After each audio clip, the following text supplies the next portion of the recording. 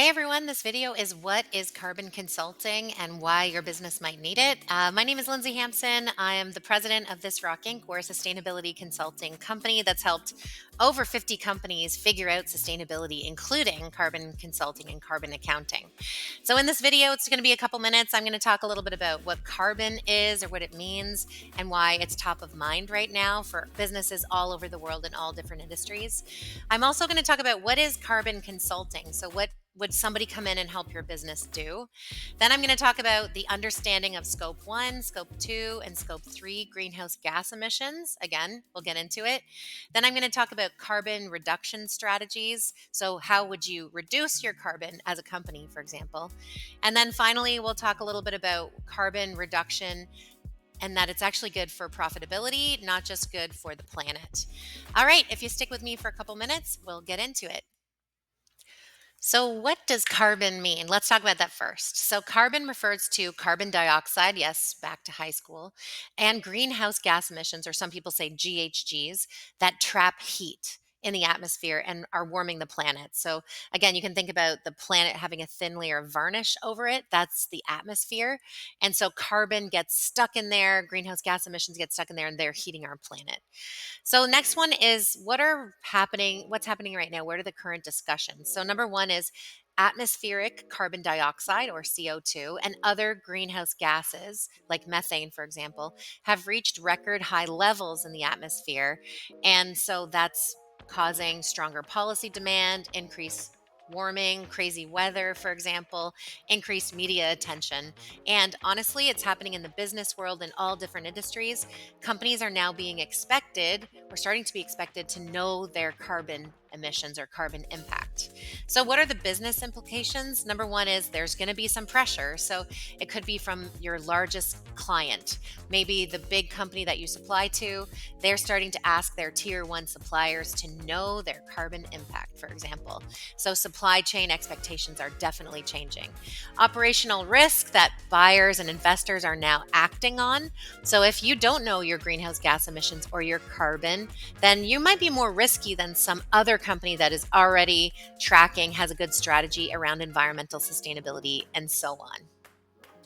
So, on this train, what is carbon consulting? The definition of carbon consulting is consulting that helps organizations measure, need to know your baselines, two, manage and reduce greenhouse gas emissions or carbon by creating inventories, so knowing your baselines, by creating actionable measures. So, what are you doing to reduce your consumption?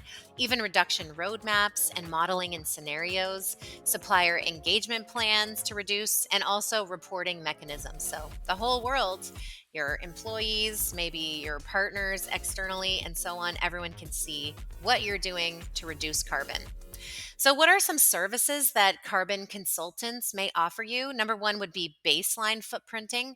So, that's going to get your baselines of carbon emissions. So, that would be things like what's your energy consumption for last year? What about natural gas? What about propane? What about all the kilometers or miles that your fleet has been driving, for example? Then they could do some hotspot analysis. They would come up with this reduction strategy target setting. So maybe we know what happened in 2025, but let's say by 2030, we want to reduce by 40%, for example. They would also look at your supply chain. So we call this supplier decarbonization. And finally, reporting support. So you need to put these numbers somewhere, and even validation or verification on carbon accounting. So, there are three scopes for greenhouse gas emissions or carbon. Scope one is direct emissions. These are from sources that are owned by your company or controlled by your company.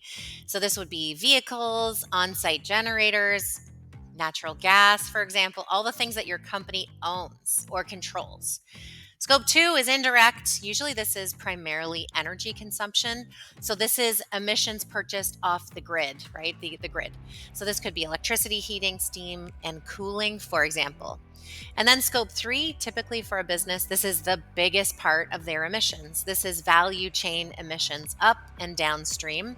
So this is everything else, all indirect emissions, including a company's highest impact things like, get ready, purchase goods and services, business, travel, transportation, distribution, if you have franchises, investments, and so on. So often this accounts for about 70 to 90% of a company's total emissions. It's the hardest to track, it's the hardest to reduce, but it is for sure the most impactful, so we have to talk about it. The most rewarding part, if you talk to a carbon consultant, is the carbon reduction strategies. This is not only just knowing what a company is omitting or what their impact is, but also just figuring out quick wins or ways that they can reduce their consumption. So we always start with tackling quick wins, right? So if you know what your energy consumption is, maybe there are very quick ways to start reducing that naturally. It could be training employees to flip off switches, unplug things when they're not being used, maybe implementing cost effective investments, like the next time you need to buy a machine, make sure it's more efficient, for example. This is selecting sustainable suppliers, demanding sustainability from your suppliers so you know that their carbon emissions is the lowest it could be.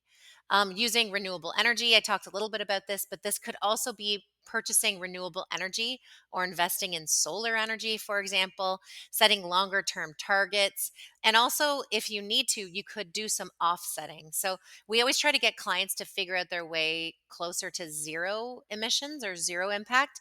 But of course, not every company can get there. So, there's got to be ways. So, maybe they purchase carbon credits, for example.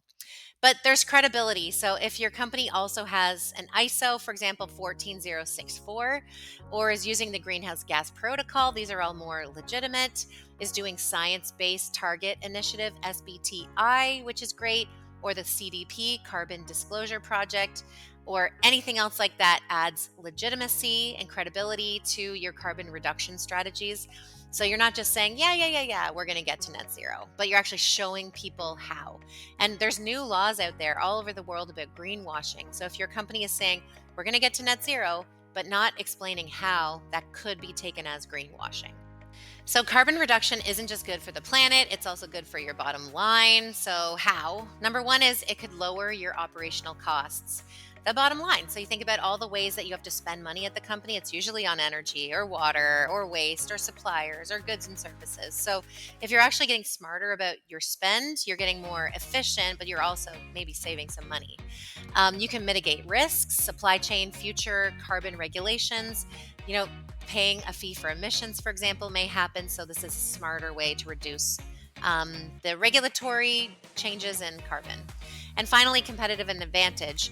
So if you're able to preserve contracts with large buyers because you do carbon accounting and you do have a way to get to net zero, this can definitely help with revenue. It also opens up maybe new market opportunities, and it protects your reputation and protects brand value as well. So again, knowing your carbon emissions is smart because probably your competitor is starting to figure it out if they haven't already. You should know yours. You should have an idea of how you're going to do some reduction and how you may one day get to net zero emissions. So I said at the start of the video, I'm Lindsay from ThisRock. We would love to help your business if you need any help because carbon tracking feels overwhelming. This is honestly what we do all the time. We can sort through receipts or utility bills and help come up with a way to really report in an efficient and correct way.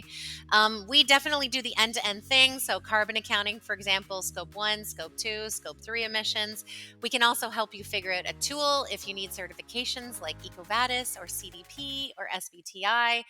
Anything to do with sustainability, we would love to help you, and just reach out to us anytime.